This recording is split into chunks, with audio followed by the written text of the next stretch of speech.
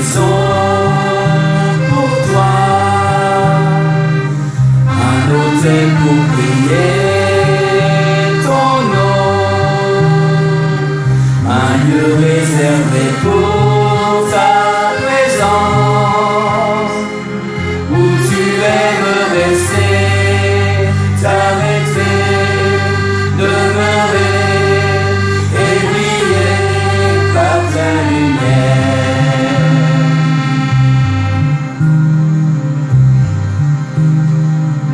Nous sommes une maison pour toi, un autel pour prier ton nom, un lieu réservé pour ta présence,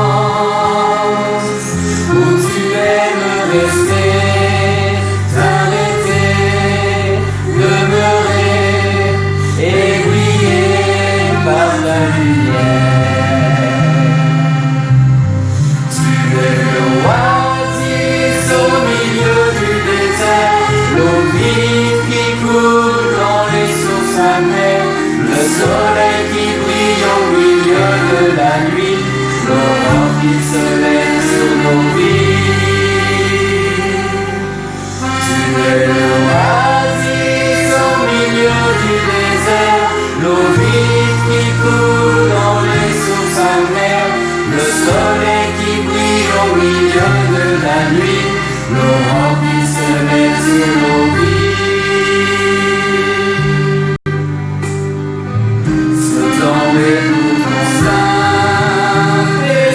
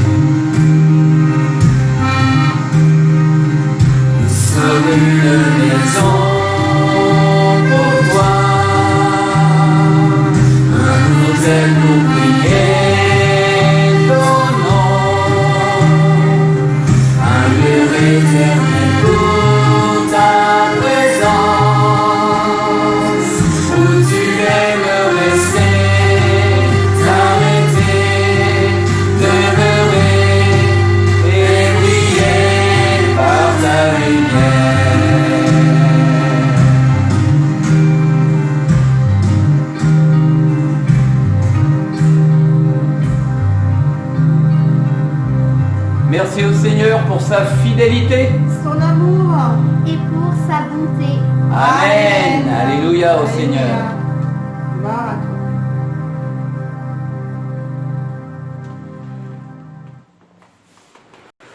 Bon, je sais pas si- Bonsoir à toutes et à tous, soyez les bienvenus et c'est une joie encore pour nous de pouvoir partager ensemble la parole du Seigneur.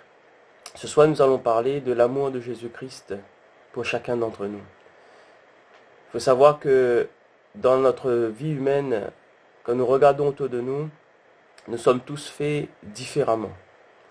Regardez, nous avons tous une couleur de peau différente, des cheveux différents, des regards bien souvent différents, et tous créés par le même Père. Savoir que Dieu nous a créés, je prendrai l'image d'un potier, tout simplement, qui va commencer à donner une forme à ce qu'il a entre les mains, mais Dieu a fait bien plus qu'un potier, il a donné la vie. Il nous a donné la vie, et nous vivons par lui. Tous différents, mais une chose est sûre, c'est que nous sommes tous héritiers d'un esprit divin, héritiers de l'Esprit de Dieu. Seulement, c'est que depuis le commencement, depuis Adam et Ève, l'homme a péché, l'homme a désobéi à Dieu. L'homme a été séparé de Dieu. L'être humain a été séparé.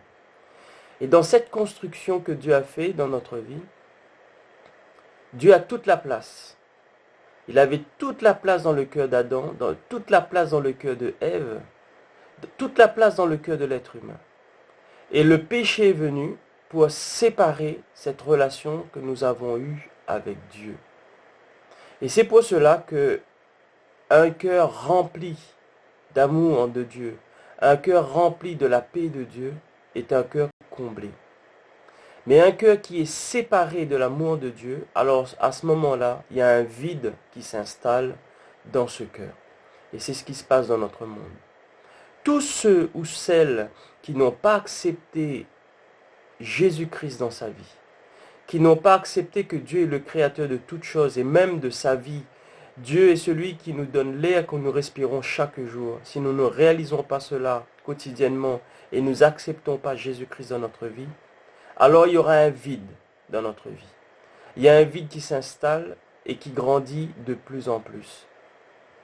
Certains, dans leur vie, ils vont essayer de combler ce vide. L'homme sans Dieu recherche une vie équilibrée. L'homme sans Dieu cherche une vie épanouie, une vie d'indépendance. Il veut être indépendant, il veut dépendre de personne. Et vous savez, quand l'homme a ce vide qui est grandi dans son cœur, certains se lancent dans du sport quotidiennement, tous les jours. Du sport, jour après jour, le week-end, etc. En fait, Dieu n'est pas contre le sport. Nous ne sommes pas contre le sport. Il est bon de faire du sport. Il est bien de faire du sport. Mais quand le sport prend une place importante dans la vie de l'être humain, c'est qu'il a besoin de quelque chose qu'il n'arrive pas à combler. Alors il va essayer de le combler par le sport. D'autres vont essayer de rechercher des amis sur des réseaux pour essayer de combler ce vide, essayer d'avoir plein d'amis à la maison et s'entourer autour d'un apéro jour après jour. Et puis tous les jours se ressemblent. Cet homme, cet être humain est en train de chercher à combler son vide. Mais ce ne sont pas par des amis que vous allez pouvoir, ce n'est pas avec des amis que vous allez pouvoir combler ce vide. Ce n'est pas avec le sport que vous allez pouvoir combler ce vide. Certains malheureusement se droguent ou certains vont dans de l'alcool carrément. Ils sont tous les jours avec une bouteille et ils vont s'enivrer. Parce que dans leur cœur, ils sont malheureux. Dans leur cœur, ils sont tristes. Et ils ont besoin de combler un vide. D'autres, malheureusement, se suicident. Certains passent par le burn-out parce qu'ils se sont lancés dans le travail à 100%. Pareil, parce qu'ils veulent combler un vide. Et dans le travail, ils ont essayé et ils n'y arrivent pas. Parce qu'il y a un vide qu'ils n'arrivent pas à combler. D'autres vont passer malheureusement par le divorce. 45% de divorces en France. Nous ne parlons pas de séparation, uniquement des divorces. 45%. Un couple sur deux en moyenne divorce. C'est terrible. L'être humain se cherche et recherche une paix que nul ne peut donner, si ce n'est que Dieu lui-même. Il y a un vide en forme de Dieu dans le cœur de chaque homme, dans le cœur de chaque être humain qui n'a pas accepté Jésus-Christ dans sa vie. Un vide en forme de Dieu, un vide que seul Dieu peut combler. Et ce soir, en proclamant l'Évangile, nous nous adressons directement à ce vide. Dans Romains chapitre 3, verset 23, il nous est dit « Car tous ont péché et sont privés de la gloire. » Tous ont péché et sont privés. Et dans 1 Pierre au chapitre 5, verset 7, il nous est dit « Déchargez-vous sur lui de tous vos soucis, car lui-même prendra soin de vous. » Déchargez-vous sur Jésus-Christ. Accepte que Jésus-Christ est venu pour te sauver, pour nous sauver. Et décharge-toi sur lui. Et bien sûr, le Seigneur s'occupera de vous. Vous savez, le péché domine dans le cœur de l'homme. Il demeure parfois même dans le cœur de l'être humain. La colère, le non-pardon dans une famille, dans un couple. Mais il y a aussi un péché qui grandit chaque jour dans la vie de notre jeunesse. Et même dans les couples parfois, même dans le monde d'adultes, c'est la pornographie. C'est terrible, c'est un fléau qui touche énormément d'êtres humains. Parce que l'homme n'arrive pas à combler un vide, parce que l'homme a un souci dans son cœur, un souci dans ses pensées, qui n'arrive pas à s'en débarrasser. Mais dites-vous bien une chose, la seule personne qui peut vraiment vous délivrer de toutes ces choses, c'est Jésus-Christ, le Sauveur. Il n'y en a pas d'autre. Dieu a offert une vie pour sauver nos vies, pour sauver notre vie, par amour. Il a donné Jésus-Christ.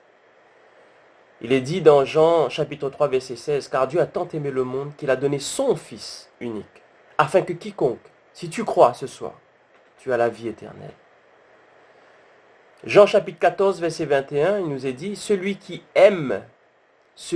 m'aime, Jésus dira, celui qui m'aime sera aimé de mon Père. Je l'aimerai et je me ferai connaître à lui. »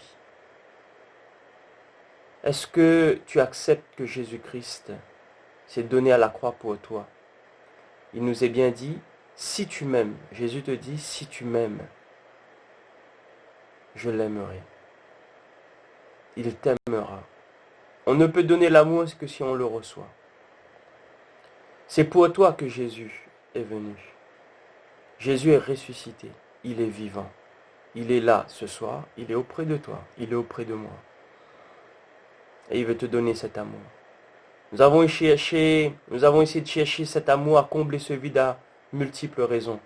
Mais en fait, ce vide, c'est l'amour que vous avez besoin. C'est l'amour que nous avons besoin. Accepte son amour ce soir, mais pour toujours.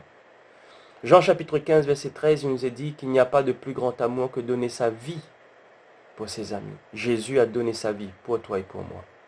Sans Jésus, la réconciliation, la relation avec Dieu n'est pas possible si nous n'acceptons pas Jésus-Christ. Il nous est dit, dans Jean chapitre 14, verset 6, Jésus lui dit, « Je suis le chemin, la vérité et la vie. Et nul ne vient au Père que par moi. » Nul ne vient au Père que par Jésus. Dans Jean chapitre 10, verset 27, il nous est dit, « Mes brebis entendent ma voix. Je les connais. Elles me suivent, je leur donne la vie éternelle. Et ils ne périront jamais. Et personne ne les ravira de ma main. » Mes brebis entendent ma voix. Si tu entends l'évangile ce soir, si tu entends cette parole du Seigneur, accepte son amour. Mon frère, ma soeur, mon ami, ce soir, tu as besoin que Jésus-Christ entre dans ton cœur avec un amour grandissant. Tu as besoin de l'amour de Jésus. Tu as besoin de l'amour du Père. Tu as besoin que cet amour entre dans ton cœur et qu'il puisse vraiment prendre toute la place afin que tu puisses vivre vraiment d'un amour parfait. Et s'engager avec Jésus, c'est faire alliance avec lui.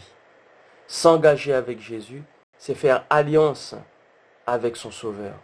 Et une alliance, c'est pour la vie. Par cette alliance, l'homme retrouve son équilibre. L'homme retrouve un sens à sa vie.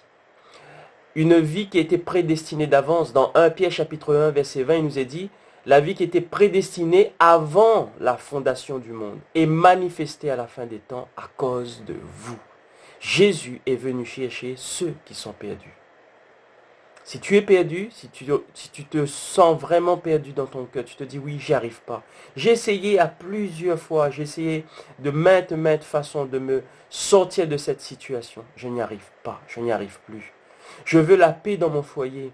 Je veux aimer mon mari, je veux aimer mon épouse, je veux aimer mes enfants, mais je n'y arrive pas. Mon ami, tu as besoin de l'amour de Jésus-Christ. Et cet amour que Jésus te donnera, eh bien, tu pourras le redistribuer autour de toi. Et la paix entrera. La joie va entrer dans ta maison. Psaume 90, verset 14, il nous est dit, rassasie-nous chaque matin de ta bonté. Et nous serons toute notre vie dans la joie et dans l'allégresse. Jésus-Christ est celui qui nous donne la paix. Dans Ésaïe chapitre 9, verset 6, il nous est dit, on l'appellera admirable, conseiller, Dieu puissant, Père éternel, Prince de la paix. C'est celui qui nous apporte la paix. C'est celui qui est notre conseiller. Acceptes-tu Jésus-Christ ce soir? Jésus nous aime. Il vous aime. Sa vie a été donnée à la croix par amour pour toi et pour moi. Acceptes-tu son amour ce soir? Un amour qui coule avec abondance. Une source qui est intarissable. Intarissable.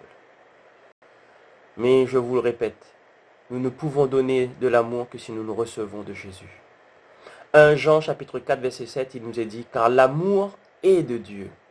Et quiconque aime, celui qui peut aimer, quiconque aime est né de Dieu.